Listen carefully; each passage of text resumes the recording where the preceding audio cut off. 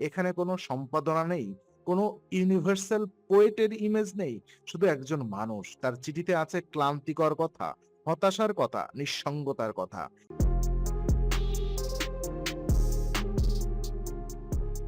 একটি চিঠি ১৯০৮ সাল, রবীন্দ্রনাথ লিখছেন ভাইপো ইন্দিরাকে। আমি যেন একটা শূন্যের মধ্যে বাস করছি, চারদিকে মানুষ আছে কিন্তু আমি একা, অসম্ভব রকম একা। এই কথাগুলো লিখেছেন সেই মানুষ যার কবিতা পড়ে কোটি মানুষ একাকিত্ব ভুলতেন, যার গান শুনে মানুষ কাঁদতেন, হাসতেন, বেঁচে থাকার কারণ খুঁজে পেতেন। কিন্তু সেই মানুষটির নিজের ভেতরে সেখানে ছিল এক অন্ধকার, যেটা বাহিরে দেখা যেত না, যেটা সাদা দাড়ির সৌম্য মুখের আড়ালে লুকোনো ছিল। আজকের বিং ইনসাইডে আমরা ঢুকবো সেই অন্ধকারে, রবীন্দ্রনাথের সেই জীবনে, যেটা তার কবিতার বইয়ে নেই, যেটা তার নোবেল পুরস্কারের ভাষণে নেই, যেটা শুধু আছে তার ব্যক্তিগত চিঠিতে, তার ডায়েরিতে এবং তার কবিতার সেই লাইনগুলোতে, যেগুলো আমরা পড়ি কিন্তু গভীরে যাই না। প্রতিভার মূল্য, যে ছেলে সবার মধ্যে একা ছিল। ঠাকুরবাড়ি কলকাতার সবচেয়ে সমৃদ্ধ বাড়িগুলোর একটি। প্রতিভাবান মানুষের ভিড়, কবি, সঙ্গীতজ্ঞ, দার্শনিক, নাট্যকর।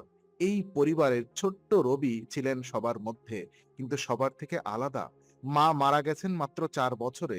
বাবা দেবেন্দ্রনাথ হিমালয়ের মতো দূরের, উঁচুর, কিন্তু স্পর্শের বাহিরে। দাদা, দিদিরা নিজেদের জীবনে ব্যস্ত। ছোট রবি বড় হলেন নকরদের সাথে, বাড়ির কর্মচারীদের সাথে। তাদের কাছ থেকে শুনলেন গল্প, লোককথা, জীবনের সহজ সত্য। কিন্তু পরিবারের উষ্ণতা, সেটা ছিল দূরে। মনোবিজ্ঞানীরা বলেন শৈশবে মায়ের অনুপস্থিতি এবং বাবার দূরত্ব একটি শিশুর মনে যে শূন্যতা তৈরি করে, সেই শূন্যতা পরে সারা জীবন ছায়া ফেলে। রবীন্দ্রনাথের বেলায় সেই শূন্যতা পরিণত হয়েছিল অসাধারণ সাহিত্যে, কিন্তু শূন্যতা মেটেনি। ছিন্নপত্র একাকিত্বের সবচেয়ে সৎ দলিল। ১৮৯১ থেকে ১৮৯৫ সাল, শিলাইদহ, পদ্মার বোটে একা, জমিদারির কাজে। কিন্তু রবীন্দ্রনাথ লিখছেন চিঠি ভাইপো ইন্দিরাকে। এই চিঠিগুলো পরে সংকলিত হয়েছে ছিন্নপত্র নামে, এবং এই চিঠিগুলো রবীন্দ্রনাথের সবচেয়ে সৎ আত্মপ্রকাশ। একটি চিঠিতে লিখলেন, আমি সম্পূর্ণ একা এই বোটে বসে আছি, চারদিকে পদ্মার অসীম বিস্তার, আকাশে মেঘ, মনে হচ্ছে পৃথিবীতে শুধু আমি একা আছি। এই একাকিত্ব অসহ্য, কিন্তু এটাই আমার স্বাভাবিক অবস্থা। আর একটি চিঠিতে, কেন জানি না মাঝে মাঝে মনে হয় এই জীবনটা দিয়ে কি করব। কোথাও একটা গভীর শূন্যতা আছে, যেটা ভরে না, কিছু দিয়েই ভরে না। এই কথাগুলো কোনো কবিতার লাইন নয়, এগুলো মানুষের সত্যিকারের কথা, যিনি সেই সময়ে ইতিমধ্যেই বিখ্যাত, কিন্তু ভেতরে অসম্ভব একা। হারানোর মিছিল, ৫ বছরের ৫ মৃত্যু। রবীন্দ্রনাথের জীবনে ১৯০২ থেকে ১৯৪৭, মাত্র ৫ বছর। এই ৫ বছরে ৫টি মৃত্যু একে একে। প্রথমে কাদম্বরী দেবী, ১৮৮৪ সালে। এটা আলাদা আলোচনার দাবি রাখে। কাদম্বরী ছিলেন রবীন্দ্রনাথের সবচেয়ে কাছের মানুষ, ভাই জ্যোতিরিন্দ্রনাথের স্ত্রী, কিন্তু সম্পর্ক ছিল সাহিত্যিক, বন্ধুত্বের এবং হয়তো আরো গভীরের। কাদম্বরীর আত্মহত্যা রবীন্দ্রনাথকে ভেতর থেকে ভেঙে দিয়েছিল। এই ক্ষত কখনো সারেনি। তারপর ১৯০২ সালে স্ত্রী মৃণালিনী দেবী, মাত্র ২৯ বছর বয়সে ৫ সন্তানকে রেখে রবীন্দ্রনাথ লিখেছিলেন, বাড়ি ফিরে দেখলাম সব শেষ। এই সংক্ষিপ্ত বাক্যে কতটা ব্যথা লুকানো। তারপর ১৯০৩ সালে মেয়ে রেণুকা, মাত্র ১২ বছর বয়সে যক্ষ্মায়। রবীন্দ্রনাথ মেয়ের মৃত্যুর কথা সরাসরি লেখেননি, কিন্তু সেই সময়ের কবিতায় মৃত্যু বারবার এসেছে। শিশুর মৃত্যু, অকাল মৃত্যু, মায়ের কান্না। তারপর ১৯০৫ সালে বাবা দেবেন্দ্রনাথ, সেই দূরের পাহাড়, যাকে ছোঁয়া যেত না, কিন্তু যিনি ছিলেন তিনি চলে গেলেন। এবং ১৯০৭ সালে ছোট ছেলে সমীরেন্দ্রনাথ, মাত্র ১৩ বছর, কলেরায়। ৫ বছরে স্ত্রী, মেয়ে, বাবা, ছেলে, ৪টি মৃত্যু। একজন মানুষ এতটা কিভাবে সহ্য করেন? মনোবিজ্ঞান বলে এই ধরনের পরপর ক্ষতি কমপ্লিকেটেড গ্রিপ তৈরি করে, যেটা থেকে অনেকেই কখনো বেরোতে পারেন না। রবীন্দ্রনাথ বেরিয়েছিলেন, কিন্তু ক্ষতের চিহ্ন রয়ে গিয়েছিল। গীতাঞ্জলি, বেদনার ভেতর থেকে জন্ম নেওয়া কবিতা। ১৯০৮ থেকে ১৯১০ সাল, মৃত্যুর পর মৃত্যু দেখার পরে রবীন্দ্রনাথ লিখলেন গীতাঞ্জলি। যে বই নোবেল এনে দিয়েছিল, কিন্তু গীতাঞ্জলি কবিতাগুলো পড়লে সুখের কবিতা কম, বেশি আছে যন্ত্রণার কথা, বিচ্ছেদের কথা, মৃত্যুকে আলিঙ্গনের কথা। আমার মাথা নত করে দাও হে তোমার চরণ ধুলার তলে। এটা কি শুধু ভক্তির কবিতা, নাকি এটা একজন ক্লান্ত মানুষের আর্তনাদ? তুমি কি শুধুই ছবি, নাকি শুধু পটে লেখা? ঈশ্বরকে প্রশ্ন, সন্দেহ। এই সন্দেহ কি বিশ্বাসী মানুষের, নাকি যন্ত্রণায় কাতর মানুষের? রবীন্দ্র গবেষক শঙ্খ ঘোষ বলেছিলেন, রবীন্দ্রনাথের গীতাঞ্জলিকে শুধু ভক্তির কবিতা হিসেবে পড়লে অর্ধেকটাই বোঝা হয় না। এটা একজন মানুষের ঈশ্বরের সাথে দীর্ঘ বিতর্ক, প্রশ্ন, রাগ এবং শেষে একটা ক্লান্ত মেনে নেওয়া। রবীন্দ্রনাথের বিষণ্ণতা আধুনিক মনোবিজ্ঞানের আলোয়, আধুনিক মনোবিজ্ঞান রবীন্দ্রনাথের লেখা এবং চিঠি বিশ্লেষণ করলে কি বলে? প্রথমত, রবীন্দ্রনাথের চিঠিতে বারবার এসেছে শূন্যতার কথা, অর্থহীনতার অনুভূতি, একাকিত্ব। এগুলো ক্লিনিক্যাল ডিপ্রেশনের লক্ষণের সাথে মিলে যায়। দ্বিতীয়ত, তার সৃষ্টিশীলতার ধরন অনেক সময় হাইপোম্যানিক এপিসোডের মতো, হঠাৎ প্রচন্ড সৃষ্টিশীলতা, তারপর গভীর বিষণ্ণতা। তৃতীয়ত, তার সামাজিক জীবন এবং একান্ত জীবনের পার্থক্য অত্যন্ত তীব্র ছিল। বাহিরে সর্বজনীন কবি, ভেতরে গভীরভাবে একা মানুষ। একটি চিঠিতে লিখেছিলেন, রাতে একটুও ঘুম হলো না, মাথার ভেতর একটা অদ্ভুত ভার, মনে হচ্ছে সবকিছু অর্থহীন। কবিতাও, গানও, এই বেঁচে থাকাটাও, এই কথাগুলো একজন ডিপ্রেসড মানুষের কথা।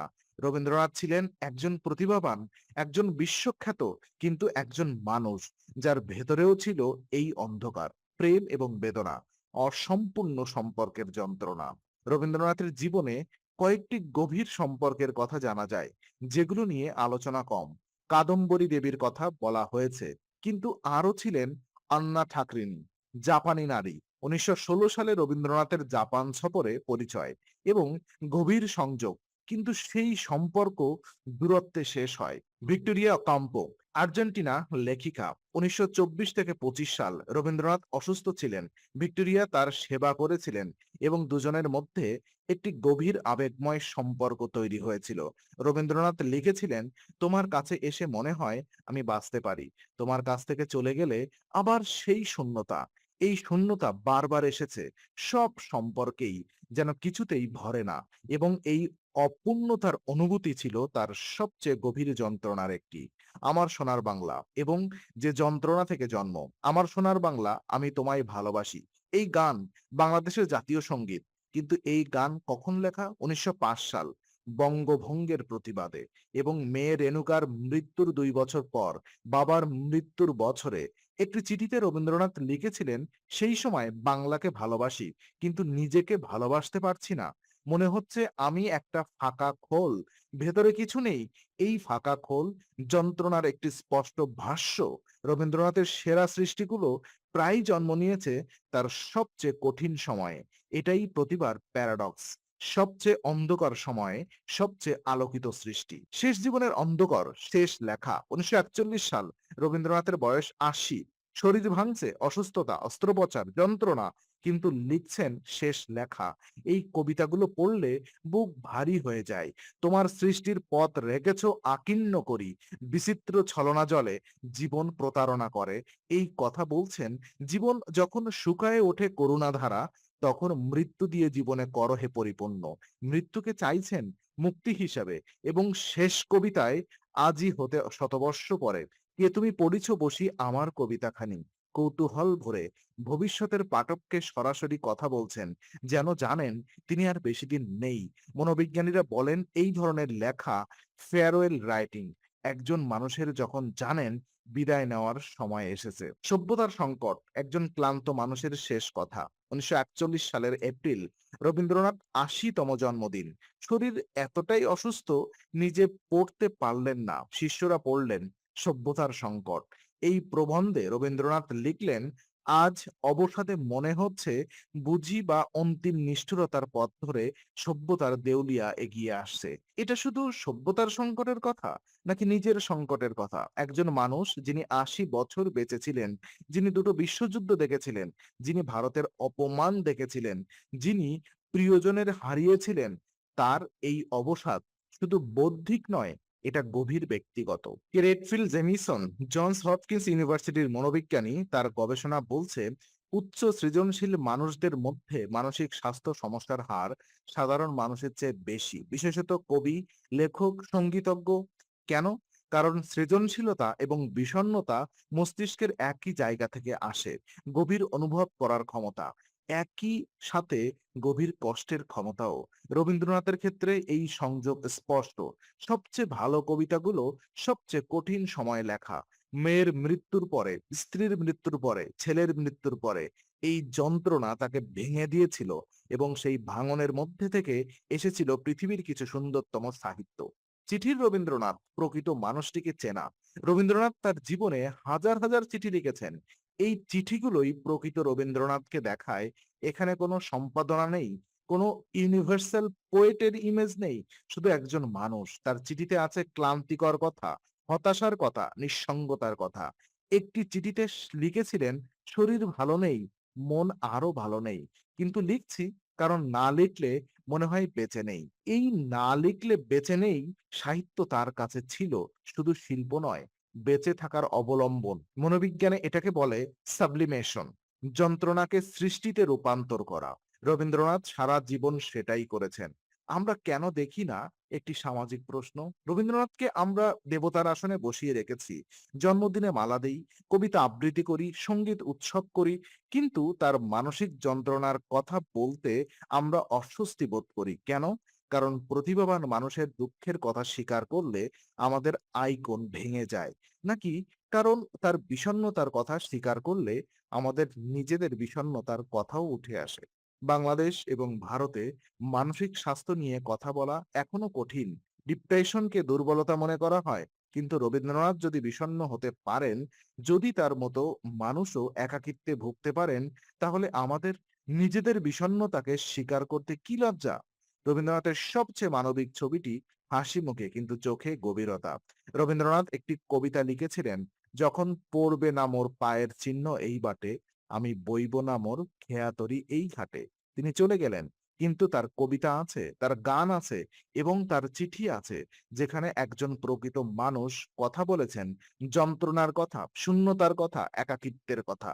তিনি একবার লিখেছিলেন, শোক এবং সৌন্দর্য আমার কাছে একই। এই একটি লাইনে তার পুরো জীবন, শোক থেকে সৌন্দর্য, যন্ত্রণা থেকে কবিতা, অন্ধকার থেকে আলো, কিন্তু সেই আলো অন্ধকারকে মুছে দেয়নি। দুটো একসাথে ছিল সবসময়। বিং ইনসাইড মনে করে রবীন্দ্রনাথের মানবিক যন্ত্রণার কথা বলা তাকে ছোট করে না, বরং তাকে আরো কাছে আনে। কারণ আমরা সবাই কখনো না কখনো সেই শূন্যতা অনুভব করেছি, সেই একাকিত্ব, সেই অর্থহীনতার মুহূর্ত।